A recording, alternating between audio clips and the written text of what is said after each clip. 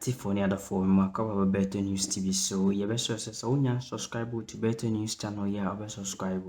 No like, no share, no turn on notification bell. So be update be be na so bit me aka. And then somewhere they bring and they e na otwe mu ye mama Kamala, like a vice president of the United States of America. Eba Ghana hanum say na. Ene Ghana ha krom ha ahaye butu na nse bia maame ne tu dwa no na ama Ghana fo adwa ama Ghana fo ene nje ewo nsem ode betu dwa na eche se eye oba na oba omoda na bema na bema omoda na ohunu se eye omo right and so omo exercise there is no problem with that and nam nsema maame di tu dwa nti ama Ghana fo bu fu maame yiye even kwa omunya na nko pam na free oman Ghana yimu na nsem we beto dwa no na yenu abema baako ebusa president say president mami oba nsahwe na otwe yimu ensem wode to dwa say gay ne lesbian ne plus ne ho ahwan no like it's ya mra ana papa yin beka che debi ohene emra bia ni ho no ma ewo Ghana constitution mi a state say oba na oba peso oda ye wo say ye kasatia ana say yen ntu mra bia ni ho sa na mpokwa sa mra na mo pass no ewo parliament with no time o pass it ama na be ye mra wa han ndi ensem ya president di to join ama like speaker Babin buafu ama na ke kana adwen kire Akufo Addo na papa ne nsem o ka ne nyina na ye say mo a committee asem no wo nsem a the like Matimi adwene ho awie akasa model results no beba bontin. You guys should be bold and bring that statement. Emma obia emme shamo so mamfa result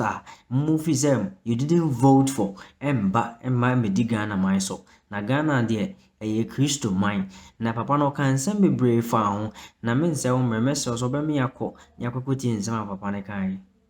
Becca for ya jedra na yede esomo eyeme be po so hima nana ya 41 amanfo kwomai agudie papa bi ladies dem balls enafe Koti bekani PSA okra betu babo memra na ekurase reporter chief tankers honorable without constituency na Havila Plains no the way as born no oboni saying me born say and one what Havila Plains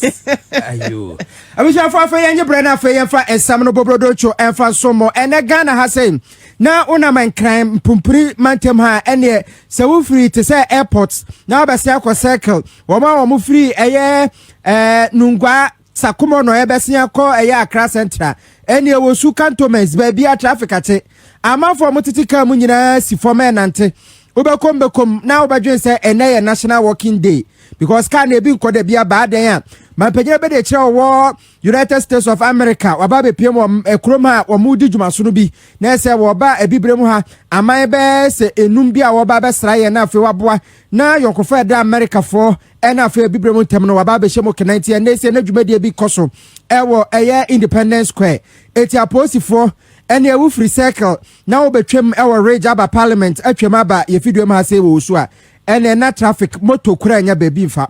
ene ewu free Independence Square ena wo ko James Town ene forget ene oya be fo na wo to afa wiem baby ache Ghana for krukura krakra ye ko hwe ma me Kamala Harris ene wakasa so pa esema ode atu dwa ewo dwumade da se ene se waba be hwen wo se bibrem mam ha ye ne ayonkofa eda America mam no eyade se yetumi ehyebo kina na wono a waba no waba Ghana ha de ono ankasa kro we bibini nti obehwe na afa ayonkofa no emu nsem atumi akọ enkan na yensem tro ni wisdom edejome ewo ho ne dache hene ofosu ajeman wono mo echi bigu ahoma so edi bi brae ensem no se ne esi ekoye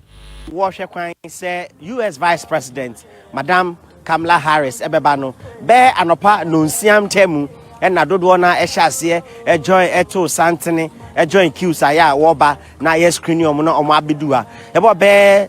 nondu eko nondu bako de na eha ayema ya dede elsebo ya wode hwe kwan se mame Harris ebeba enu eche obedu ye na nanodisem ya odi tudwa Ghana mabunu anim no ebi ne se ombehwe na Ghana any US nkitahudi a wo ho no atumi akoso pa ebiom osanso ka se obehwe na emba apomuden ene emba hosem atumi akoso. They are peacemakers and bridge builders, yet continue to be underrepresented at the tables where decisions are being made. And there are many factors that impact a woman's ability to survive and thrive. One of those is economic empowerment. And when we lift up the economic status of a woman, let's be clear, we lift up the economic status of her children, her family, her community, the entire economy benefits. Ebra owie kra no ka se ehun abehia pa se obia ana se Ghana nyina ana Africa ene US bebo modern se youth population no omobema omani akọ emabunu no ho pa. Indeed, this is a priority for the American people, and it is a global priority. The United States will continue to work alongside democratic governments and in support of democratic aspirations of the people of this continent. To this end, the partnership between the public and private sectors is essential. Partnerships that combine the experience and expertise of the private sector with the reach and capacity that only governments can provide. Together, we can unleash growth and opportunity that far exceeds what either the public or private sector can achieve on its own. And the United States is committed to build these types of partnerships to increase digital inclusion on the continent. Emabunu be empem du a woba ha ene enopai no kwa wo ye school for ejumai ne keka wonyina no ade enopai wo ka se wonya nkura hyesema wode ebetu wo hofo na bibi akọ ye ama won. Wisdom hedejome amaniboni Black Star Square Accra. Yada se wisdom hedejome ye reporter enena owo jumede na se no den sem we tu dwa yenkotie mabuna omo kroma ensema omo so kan edefa historic visit of Mama Kamala Harris wode aba Ghana ha se no ne amomo ne omo ehwe anim. For me as a gender activist, I was very, very interested in the position I offer about women and then involving women in leadership. And as young people it's very important say young people better take active interest in issues that concerns their country. Also about innovation, leadership, it's a very, very important say as a selection of leadership on kai say quota bebre the a few holidays see Zambia mpo anya sa impuntuo no da partnership no inti in Ghana no eda omakoma so kese pa se ombeboa na sa dwumadie no inkanka the youth anase mabunu no yatimi ede sa technology anase abodie mu nhwehwemu science ede adi dwuma aboa ye economy inti ene mani age ho na ye say ye mpanyifo anase ye leaders no ebenya sa pepa no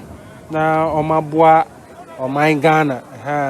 inti because all the resources omo control inti if they misuse the resources anase omo mfa mboa ye economy ebe high ebe ma echirima nso abre ebe ma Ghana ye ntimi mbe say America. You can be there. And then she also spoke about democracy. What is it? That even though we are good and enough people here, but they are more democracy and shaking. Then they are here to invest in the youth too, as well as to be productive. Eti weye maburu bi ya woman so ne womo ekoti ewo ho no se womo de baye adwumenti yete womo nka na fa ba ko am mame Kamala Harris wokaya mani je ho ye emma se ye hye emma den ye do mo ka bibia ho eba ne decision making ho a ye de ye hye menti ye ka women empowerment a enye se bia wo bo obi akwanya no waye bibi ne nko a ene ye ka ho asem na emomo eba se ye si gina ye ewo amamuo ho ye si gina ye ewo baby e den kan kro ba ese wo ma wo ba ne nso no wo oka sa gina si ho ni bi na emomo nya baby a me man kwa esa patriarchy no etwam sa bra na etwam emma ne mema ye nyina ye pe ne mutumi ye matumi osaika openness transparency asem say say ye boa ebibiman ye ne America ye kabom na ye di dwuma di mpuntu abade ne na ese ye tumi ma pepepe ye fan ye edadi ewom walking my penny Akufo Addo mo mate wo mo be ne sasa se ba ne transparency dia my penny Akufo Addo na mamu no ebinim eti na chese ye da ye ma me ase papa pam wo ne nkita wodie mu ne nsa hwe ya wo de ba Ghana mamu hanom my penny Akufo Addo ene ne hia ye Jubilee House no ensem bi ekopie ye ewo mu ni nyina ye ema ne ema na obi o se me wokunu nanso menyonko ba ho ye makono ntime ne beda obi se me wo yere me pe menyonko ba ma dendende se wono nso no ese be me de be fa na chi na sa ensem yi a enipa bi mu pese wo mo ya na baba ye mra no ya tintim eho enhyehyɛ ye bill akwato edwa mrahye bedwom se ya nyentuma na ye mra se ye de betia sa anamontuo no na ensem yi na ekopie ye ewo man pani na nadan Akufo Addo ene Kamala Harris wo mo enhye die mo wo ensem training bi American sem training bi ene bi sa asem no esem what to say ya mre bi e de tia saafo no na me de me ho say me se me ne me nyonko be ma na se oba beda eno no ese mo de mre tia me na no say hey ibra anasa brantie ho na ka saasam ne kire wo enye no kreda Ghana ha ya nya mre bia etia saade no na emoma mre nsusuye na edadwa mrahye bedwom ya wo mo ya ho adwuma ene no kra no ya kire mo se wo mo nane niema bia ni wo mu sanse sade wo mo de bill na baba tu adwa se ya je atomu a e de asem beba eti wo mo guso wo mo ya ho adwuma na wo ma ya ho adwuma nyina awie no mia na beba ba wie maboboa no so hu e beba menten na ma ya ho adwuma eti no ye ni mre bia sa wo ho say ye de tia ma ne mema na eti no sa wote ne sa de nya no kre hwehwe wo nsem yie yenkotie my penny Akufo Addo.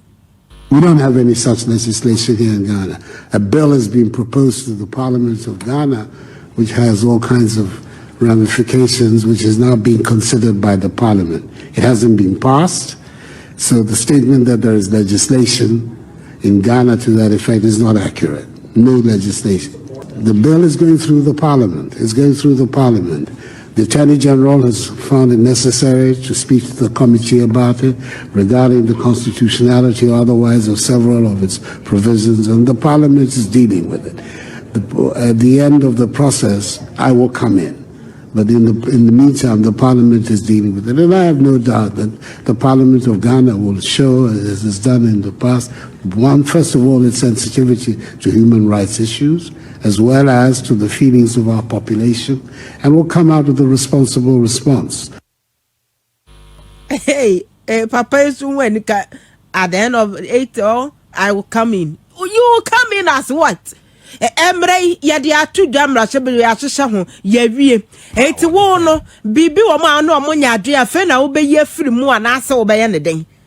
my penny Akufo Addo wo ba ya wo se wo ye mranim ni Ghana ha wo mo di wo tu mu na wo didi mu aba be ye mrahye wo ni mo se de mrahye bedwane eye o madwuma ya ye mra wie mo de aka ye execution ane yemfanya adwuma so wo beba musen na okasa wie my penny Akufo Addo no na America my penny abedi achim ye ma Kamala Harris wono so ekasa esisudua ese wono de wodidi se enwunyie yie pa se ye beta ye chire na yakoatia wahu hwehwe bia wo ho se ebekoatia nipa efa ahodie ho nsam wahu wase ebra wie du ese yenua no masabe wo mo se bi kra me ne aboa na beda na asa me ni dua beda me ne me nyonko be ma beda oba ebeda no wo mo nso e wo fa hodie wo mo wo right enti ese yetietia sa wo mo e right ne so ese se yetumi bo ho ban. Let me be clear about where we stand. First of all, for the American press who are here, you know that a great deal of work in my career has been to address human rights issues, equality issues across the board, including as it relates to the LGBT community. And I feel very strongly about the importance of supporting the freedom and supporting and fighting for equality among all people, and that all people be treated equally. I will also say that this is an issue that we consider, and I consider, to be a human rights issue, and that will not change. Was it when your human rights issue or no cross the original hopper at the Emma any pafa who dear and some 18 or when Yanshan ye pa and I say America my penny abediche her excellency Kamala Harris and a yet and canita semono ayere. Sa emrano eda Ghana mra sebedwefie se LGBTQ se yebeje tumi anyi tumi no eno ya anti-gay bill na ye hwe nim se mra sebedwefie ebeje ede atuma na se wono engine tumi na eno ena chame hene eye speaker of parliament Alban Sumana Kingsford Bagben ede atu committee a wono ehwehwe sa ensem no mu na afi wono aboabo no de aba betu fidwem ho na o ma tweso ntonto na committee ne constitutional legal and parliamentary affairs committee wono ena ehwe no chemu se ensem bia matete wa bonti bia emamu mani mbom hu monkola mokoye ho adwuma na momfamra moko na se mo haw bia ba momfreme na monkankere me meba na maba behwe haw kro na afi ya pa no pomasibre yenti a chiame hene e wo mra sebedwefe sene osi eka asa ensem no. I was so happy when I read that Pope Francis directed that no Reverend Father should celebrate over a gay or lesbian marriage. Yes, Rome has spoken and the matter is ended. So please, committee members that will refer the bill to, we want the report. Don't be intimidated by any person. Now we have two of our members who happen to be leading our committee, Constitutional, Legal and Parliamentary Affairs, who are handling the bill. And since we referred it to them up to date, we have not heard anything. I've reminded him many times on the floor of the House. What are the challenges you are meeting? Report to us. Please, let the report flow. We need to legislate. Our friends just passed their law in Uganda. We may not go the way they have gone because our constitution is very clear as to the direction we should move. And so we'll be guided by that. Because if we pass any law against the constitution, it's unconstitutional. And so what are you afraid of? If you have the whole people behind you, this is the word to His Excellency the President. There is no way he can intervene.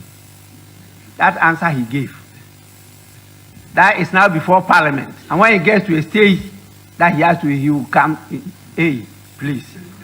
This is legislation. This is not execution. Wait until we pass it and then we direct you to execute it. That is why you come in. That is why we are representatives of the people. So in terms of law, which is part of policy, we finalize it.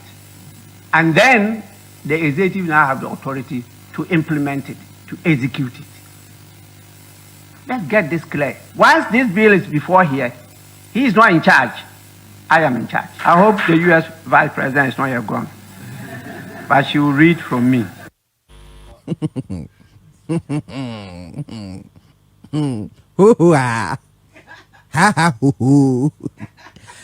Wey Alban Sumana Kingsford Bagben no ena ya chiame hene wa Ghana mra sebedwefie na se enro asem na US man panya be de chire Kamala Harris kan no wote ye pa tie nei wo mu share committee no se committee mu na mo hweso constitution na mra ni tia se be ma ne be ma beda na mo ye de mra basa mo nya na mo nya ho adwuma musuro den man panya tumenya mo hwe ye gitum wia asara man panya ye ho bibi na oman ni nyina tamochi ya twema momfa committee ni momfa report ni mra tuti se no cabro say let the report flow. So eno de no waka o say America man panya be de chire wa ha nti o ka amanate enu anu waka to ya mane PSA speaker kasakro ka bibi eka ho bi o say one say come here say ye no sika kakra ye benya ye behu abeg wa bontin ayesi efrefran ntoma ye nyanye mranti aye ye nyanye ye nyanka ho hwe o ka say Ghana ha sika wo ha oye no se Ghana sika wo ha ye hyehyɛ wi a sika wo ha nti abeg enye na etia na obi tumi edi gold afa kuntura se eko gold 480 million every year na nti sa gold ikura na ka ban se som kra na oton aka na ye ton hu a enye sika enye enye ye bu ewo kroma na sojafo di eye articulate ni ma omokoton kwa ama eko gu nipa ba ko botom ye oman ni na eton na ye di sika na ba be oman hu ya aka omani niska nke niska omani wiska pa eti wase sad we de yanyi ntumu nne obi anka se wo ku geni bia o Ghana ha dabi no obi anka se wo bona ba o de wo ye wade aye no wo dem minim Ghana ha obi a watam na yire de na ba be gina street so se kunturu ho na minyina wachi na afa ye nkosu hum sa wam su omo ye wo dem eto so ya de wo dem e de na mo pese esasa omo kra kutia LGBTQ yi PSA bebre womo no omo yire no kire ho ana omo ye no enti no wo de ye wo dem na mo ye nka se begina etasemo speaker kan ye behwe ni mo say esum ku ahodo no ye nua no mo zeme fo mo fo mo hunyim ye papa no mo asofo mo nyina mo fo mo hunyim even traditionalist for ni nyina mo fa mo hunyim na yenkuntia aban hyehyeye ne anamoto bi obeye say wo gisa hyehyeye na atum my penny Akufo Addo yesel say my penny mills my penny Kufuor my penny John Mahama wo mo nyina si ni pika ye say ye de hyehyeye ye nyintum nanso wo ba ye no ye hye dan hu wasem potia wo ka wo ho ye bisa na de wada it is bound to happen afa kwa de ne wo ka no say hyehyeye bi ani ho sa papa wo de asɛmwani gye ho na mo bɛyɛ a monya wo mokokuom na emom Ghana fo de ye mpewa